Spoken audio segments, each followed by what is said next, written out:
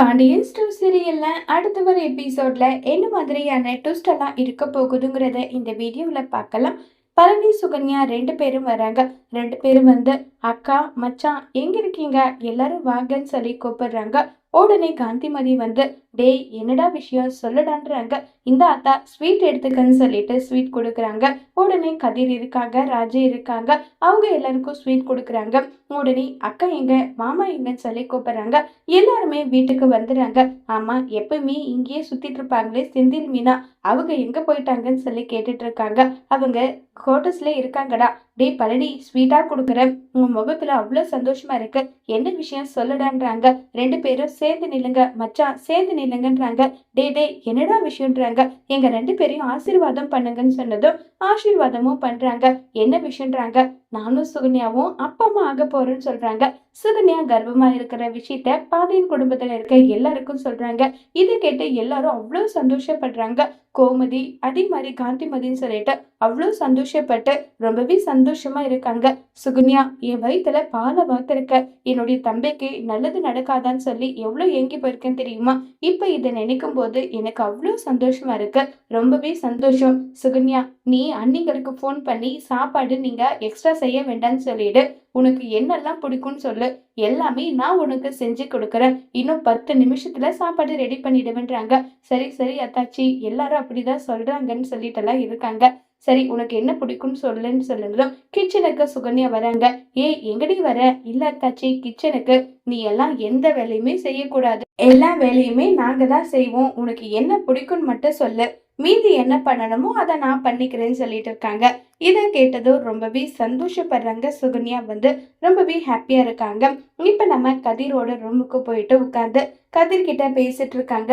ஏண்டா மாப்பிள்ள, சரவணனும் கூடி சீக்கிரம் அப்பாவுக்கு போறான், நானும் அப்பா ஆயிட்டேன், செந்திலும் நீயும் மட்டும் ஏதாவது ஒரு குழந்தைக்கு ஏற்பாடு பண்ணீங்கன்னா நம்ம ஜெனரேஷன் எப்படி வளருதோ அதே மாதிரி நம்ம பிள்ளைங்களும் அதுக்கேத்த மாதிரி வளர்ந்துருவாங்க இல்லைன்றாங்க. மாமா குழந்தைன்றதெல்லாம் பெரிய ப்ராசஸ் மாமா, அதெல்லாம் வந்து எப்படி மென்டலி ப்ரிப்பேர் ஆயிட்டு தான் எது ஒண்ணுமே பண்ண முடியும்னு சொல்லிட்டு கதிர் பேசிட்டு இருக்காங்க. சரி செந்தில் மீனாவுக்கு மட்டும் இப்போதைக்கு விஷயத்த சொல்லல, அதனால போன் பண்ணி அவங்களுக்கு விஷயத்த சொல்லிடுறேன்னு சொல்லிட்டு செந்திலுக்கு கால் பண்ணி நடந்த விஷயத்த சொல்றாங்க. நம்ம பழனி வந்து அப்பா ஆன விஷயத்த சொல்றாங்க. இதை கேட்டு ரொம்பவே சந்தோஷப்படுறாங்க. நம்ம செந்தில் வந்து மாம்சு நிஜமாவே ரொம்ப சந்தோஷமா இருக்கு, ட்ரீட் இல்லையா மாம்சுன்றாங்க. அதுக்கு என்ன வச்சுட்டா போச்சு, உங்களுக்கு எப்ப வேணும்னு கேளுங்க, கண்டிப்பா ட்ரீட் வச்சிடறேன்னு சொல்லிட்டு சொல்றாங்க. உடனே கதிர் வந்து மாமா எனக்கு இல்லையான்றாங்க. டே எல்லாருக்குமே வைக்கிற, எப்ப வந்து சொல்லுங்க, இந்த மாமா கையில இப்ப கொஞ்சம் காசு இருக்குல்ல, கண்டிப்பா ட்ரீட் வைப்பேன்னு சொல்லிட்டு இருக்காங்க. இதை கேட்டு எல்லாரும் சந்தோஷத்துல இருக்காங்க. திடீர்னு கதிருக்கு முத்துவேல் சொன்ன விஷயம் வந்து ஸ்ட்ரைக் ஆகுது. மாமா உன்கிட்ட ஒரு விஷயம் கேட்பேன், அதை நீ எப்படி எடுத்துப்பேன்னு எனக்கு தெரியலன்றாங்க. என்ன விஷயம் மாப்பிள்ள சொல்லுன்றாங்க. அத்தை வேற இப்ப கன்சீவா இருக்காங்க. இப்படிப்பட்ட நேரத்துல பாட்டி வந்து கூட இருந்தா அத்தைக்கு கொஞ்சம் உதவியா இருக்கும்ல, அதனால அம்மாச்சிய வீட்டுக்கு கூட்டிட்டு போங்கன்னு சொல்லிட்டு சிம்பாலிக்கா சொல்றாங்க. உடனே பழனி வந்து அதுக்கு எதுக்கு மாப்பிள்ள, அதெல்லாம் ஒண்ணும் வேண்டாம், அம்மா இங்க இருக்கிறத தான் விரும்புவாங்க. கோமதி அக்கா கூட அம்மா இருக்கணும்ன்றது அம்மாவோட எத்தனை வருஷ கனவு தெரியுமா. அது இப்ப நினைவாகும் போது அதை பார்த்து சந்தோஷம் நினைப்படணும். அம்மா இங்கே இருக்கட்டும், சுகன்யாவை பாத்துக்கதான் அன்னிங்க இருக்காங்கல்ல, அப்புறம் என்னன்னு சொல்லிட்டு இருக்காங்க. கதிர் சொல்ல வர்றத பழனி வந்து புரிஞ்சுக்கிறதே கிடையாது. இப்ப டைரக்டாவே கதிர் வந்து மாமா எனக்கு என்னமோ அப்படி தோணுது, அது உனக்கு எப்படி சரியா தப்பான்றது எனக்கு புரியல, இருந்தாலுமே உன்கிட்ட டைரக்டா சொல்றேன், அம்மா அப்பா சண்டை போட்டு நீங்க எப்பயாவது பாத்திருக்கீங்களான்னு சொல்லி கேக்குறாங்க. ஆமா மாப்பிள்ள, எனக்கு விவரம் தெரிஞ்சதுல இருந்து உன் அம்மாவும் அப்பாவும் சண்டை போட்டதில்ல, அப்படி மனஸ்தாபம் இருந்தாலும் இப்ப நடந்த பெரிய சண்டை மாதிரி வேற எப்பவுமே அவங்களுக்கு நடந்ததே கிடையாதுன்னு சொல்லிட்டு இருக்காங்க. அதுக்கு காரணம் எனக்கு என்னவோ அம்மாச்சியா தான் இருக்குமோன்னு எனக்கு தோணுதுன்னு சொல்லிட்டு இருக்காங்க. என்ன மாப்பிள்ள சொல்ற, அம்மாச்சி காரணத்தினாலதான் சண்டை போடுதோன்னு எனக்கு தோணுது, அவங்க ரெண்டு பேரும் நல்லா இருக்கணும்னா அம்மாச்சி விலகி இருக்கணும், அதுதான் சரின்னு சொல்லிட்டு டைரக்டாவே கதிர் வந்து விஷயத்த சொல்றாங்க. இதை கேட்டதும் பழனிக்கு ஒரு மாதிரி ஆயிடுது.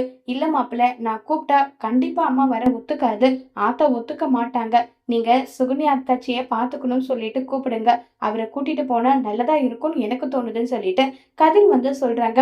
உடனே பழனி சரி மாப்பிள்ள நான் முயற்சி பண்ணி பாக்குறேன், நடந்தா சந்தோஷம் தான் சொல்லிட்டு இப்ப நம்ம பழனி வந்து முடிவு பண்றாங்க. இது எல்லாமே வெளியே நின்று ராஜி வந்து கேட்டுறாங்க. கதிர் சொன்ன விஷயத்த நினைச்சு ராஜுக்கு ரொம்பவே கோவமா இருக்கு.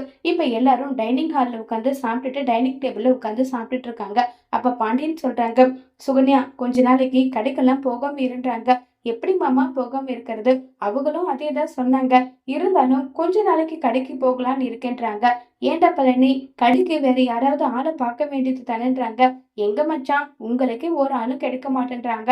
இப்ப எனக்கு போய் கிடைப்பாங்களா? பார்த்துட்டே இருக்க மச்சான்றாங்க.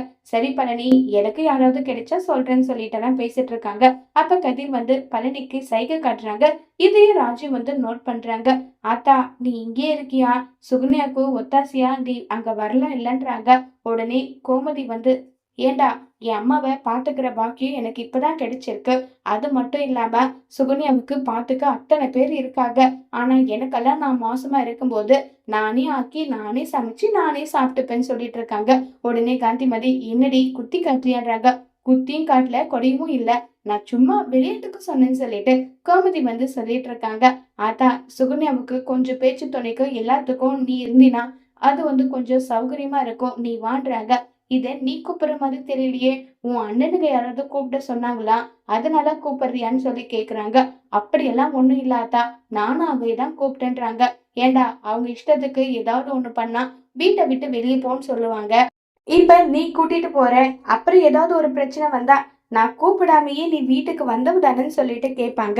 எனக்கு எதுக்கு வம்பு? நான் வரல சாமி.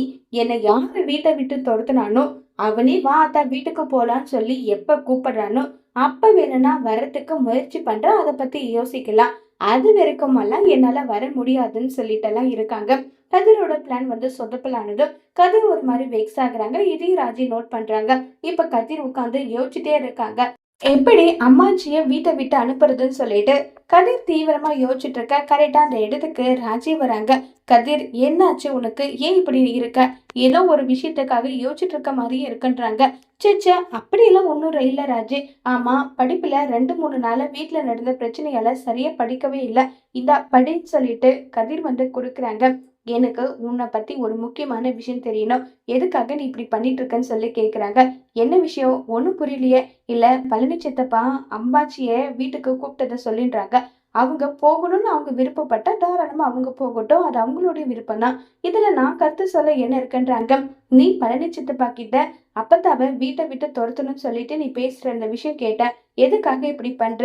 ஏன் அப்பத்தாவ வீட்டுக்கு அனுப்பணும்னு நினைக்கிற? என்ன நினைச்சிட்டு இப்படி பேசிட்டு இருக்க கதிர்? நீ நடந்துக்கிற விதம் கொஞ்சம் கூட சரியில்லைன்றாங்க. ஆமா, நான் நடந்துக்கிற விதம் சரியில்லாம மாதிரி இருந்தா அப்படியே வச்சுக்கோ. என்னுடைய வீட்டுல பிரச்சனை ஒண்ணு போனா ஒண்ணு வரதுக்கு காரணமே எனக்கு என்னவோ உன்னுடைய பாட்டியோன்னு தோணுது. அதனாலதான் அப்படி சொன்னேன். இதுல தப்பி இருக்க மாதிரி ஒண்ணும் எனக்கு தெரியலன்னு சொல்லி கதிர் கோவப்பட்டு பேசினதும், நீ எல்லாம் முன்ன மாதிரி கிடையாது. நீ மாறிட்டே இருக்க. இது உனக்கு நல்லது இல்ல. உன்னெல்லாம் என்ன சொல்றதுன்னு தெரியலன்னு சொல்லிட்டு ராஜி கோச்சிட்டு போறாங்க. உடனே கதிர் ஃபீல் பண்ணி கண் கலங்குறாங்க. எனக்கு மட்டும் என் அம்மாச்சி இங்க வச்சு நல்லபடியா பாத்துக்கணுன்றதுதான் ஆசை. ஆனா உன் அப்பா இப்படி கேட்கும்போது அதுக்கு மறுப்பு என்னால சொல்ல முடியலையே ராஜி. இப்ப இருக்க சுச்சுவேஷன்ல உன்னுடைய அப்பா ரொம்பவே சந்தோஷமாவும் ஹாப்பியாவும் இருக்கணும்.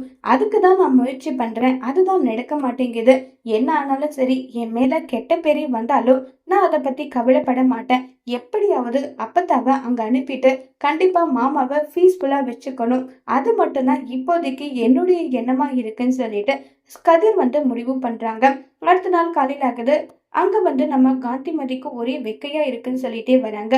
என்னாச்சுமா? ஏன் நைட்டு முழுக்க சரியா தூங்கலையான்னு சொல்லி கேக்குறாங்க.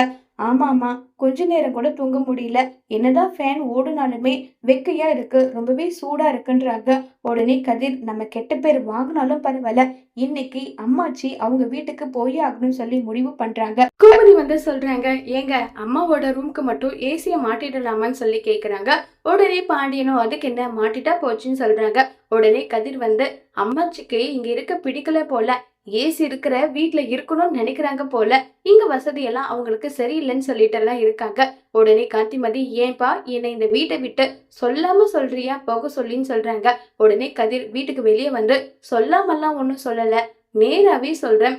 உங்களுக்கு இங்க இருந்து போகணும்னு விருப்பம் இருந்தா தாராளமா நீங்க வீட்டை விட்டு போகலான்றாங்க. பாண்டியனுக்கு கோபமா வருது. காந்திமதி வந்து சரிப்பா நான் போயிடுறேன்ப்பா, நீ இப்படி பேசுவன்னு நினைச்சு கூட பார்க்கல.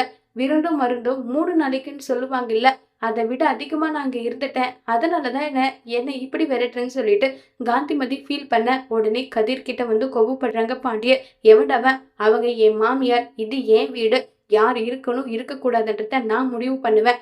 உனக்கு இங்க விருப்பம் இல்லைன்னா நீ வேணும்னா வீட்டை விட்டு போ. என் மாமியார வீட்டை விட்டு போக சொல்ல நீ யாருடா?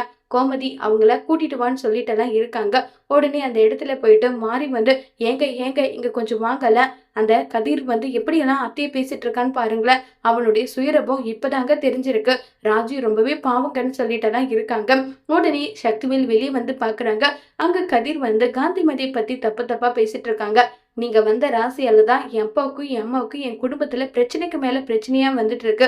முதல்ல வீட்டை விட்டு வெளியே போங்கன்னு சொல்லிட்டு கதிர் கத்திக்கிட்டு இருக்காங்க. ராஜுக்கு என்ன பண்றதுன்னே தெரியல. முத்துவேலுக்கு விஷயம் தெரிஞ்சிடும். ஏன்னா முத்துவேல்னால தானே கதிர் இப்படி எல்லாம் நடந்துட்டு இருக்காங்க. அதனால முத்துவேலுக்கு இந்த விஷயம் வந்து தெரியும். உடனே சக்திவேலு வந்து ஆத்தா உனக்கு நான் சொன்னேன்ல, என் பேச்சை கேட்டியா? அந்த வீட்டுக்கு போனா உனக்கு மதிப்பு மரியாதைன்றது கொஞ்சம் கூட கிடைக்காதுன்னு சொன்னனே, நீ கேட்டியா? கடைசியில பாத்தியா, கிட்டத்தட்ட 1 மாசம் கூட உன்னை அவங்களால வச்சு பாத்துக்க முடியல. வீட்டை விட்டு வெளியே போன்னு சொல்லி அசிங்கப்படுத்தி அவமானப்படுத்தி உன்னை அனுப்புறாங்க.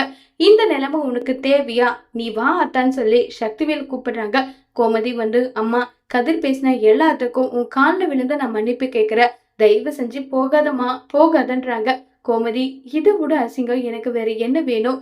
பேரணி என்னை வீட்டை விட்டு வெளியே போங்கன்னு சொல்றான். நான் ராசி இல்லாதவன் சொல்றான். அப்படி இருக்கும்போது என்னால இப்படி எங்க இருக்க முடியும்? நான் போறேன் கோமதின்னு சொல்லிட்டு அழுதுகிட்டே இருக்காங்க. ராஜி வந்து அப்பத்தா ப்ளீஸ் அப்பத்தா, நான் கதிர்கிட்ட பேசுறேன், கொஞ்சம் பொறுமை இருங்க அப்பத்தான்றாங்க. வேண்டாம், என்னால யாருக்கும் கஷ்டம் நஷ்டம் வேண்டாம் வேண்டான்னு சொல்லிட்டு அங்கிருந்து காந்திமதி அழுதுகிட்டே போறாங்க. கோமதிக்கு இது ஒரு மாதிரி வருத்தமாவே இருக்கு. கதிர் பேசிட்டு கோபமா போயிட்டு ரூமை லாக் பண்றாங்க. ஆனா கதிர் பயங்கரமா ஃபீல் பண்றாங்க. என் அப்பத்தாவை நானே வீட்டை விட்டு துரத்திட்டேன்னு சொல்லிட்டு கதிர் ரொம்பவே வருத்தப்படுறாங்க. முத்துவேல் வந்து கதிருக்கு ஃபோன் பண்ணி என்னுடைய அம்மாவை என்கிட்டயே வர வைக்கிறேன்னு சொல்லி நீ சத்தியம் பண்ண, அந்த ஒரு விஷயத்த நீ செஞ்ச, அது வேற மாதிரி கூட செஞ்சிருக்கலாம் இல்ல. உன் மேல கெட்ட பேரை சொல்லி அம்மாவை அனுப்பணும்னு என்ன அவசியம் இருக்கு? இல்ல அப்படி சொன்னதுனாலதான் அவங்க வீட்டை விட்டு வந்தாங்க. அன்பா பாசமா சொல்லியிருந்தா கண்டிப்பா அவங்க வீட்டை விட்டு வந்திருக்க மாட்டாங்க. எல்லாம் யோசிச்சுதான் செஞ்சேன். எல்லாம் பிரச்சனை முடியட்டும், அதுக்கப்புறம் சொல்லிட்டா அம்மச்சி புரிஞ்சுக்குவா மாட்டாங்க. இல்ல ராஜி உன்னை தப்பா நினைச்சிருப்பா, கோமதி உன்னை தப்பா எடுத்திருப்பாள்ன்றாங்க. அதெல்லாம் நான் சமாளிச்சுக்கிறேன். ராஜியை பத்தி எனக்கும் தெரியும், என் அம்மாவை பத்தியும் தெரியும். அவங்க அந்த அளவுக்கு ஒன்றும் தப்பா எடுத்துக்க மாட்டாங்க. நான் பாத்துக்கிறேன்னு சொல்லிட்டு போனை வச்சதும் ராஜி அழுதுகிட்டே கதிர்கிட்ட வந்து ஏன் இப்படி பண்ண, எதுக்காகடா இப்படி பண்ண, ஏன் இப்படி பண்ண சொல்லு கதிர்ன்றாங்க. என்ன பண்ணாங்க, எதுக்காக அம்மாச்சியை வீட்டை விட்டு அனுப்புன? அவங்கள அனுப்புனதுக்கு அப்புறம் தான் வீடு நிம்மதியா இருக்கு. உன் வேலையை நீ போய் பாருன்னு சொல்லிட்டு ராஜியை கண்டபடி பேசி அனுப்பிடுறாங்க. இதை நினைச்சு ராஜி ரொம்பவே வருத்தத்துல இருக்காங்க. கதிர் எந்த விஷயத்துக்காக இதை செய்யறாங்கன்ற விஷயத்த ராஜி புரிஞ்சுப்பாங்களா இல்லையங்கிறத வரப்போற எபிசோட்ல வெயிட் பண்ணி பார்க்கலாம். தேங்க்யூ.